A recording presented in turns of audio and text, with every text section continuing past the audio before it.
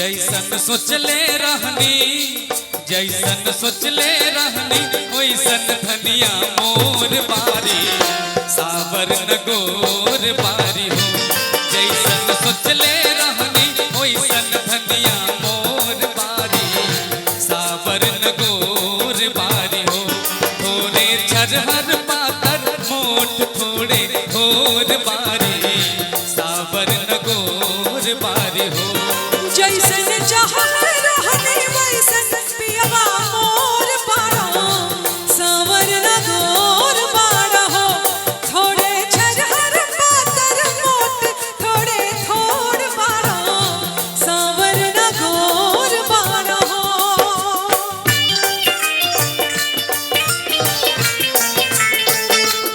और मैं चाहूंगा एक जोरदार ताली आप सभी की तरफ से हो जाए। हमारे एवरीबॉडी सभी लोग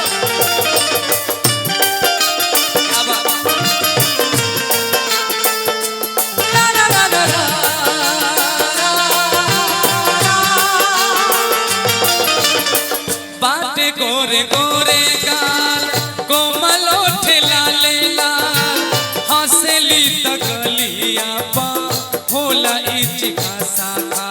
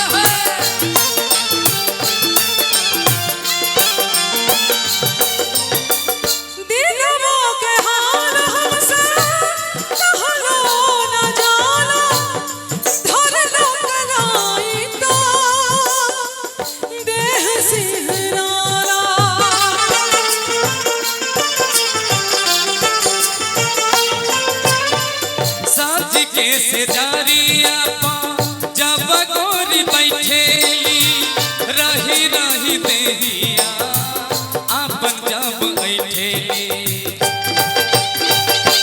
बाटे जुल्म जवानी चंदा के चकोर बारी सावर न गोर बारी हो। बाटे जुल्म जवानी चंदा के चकोर बारी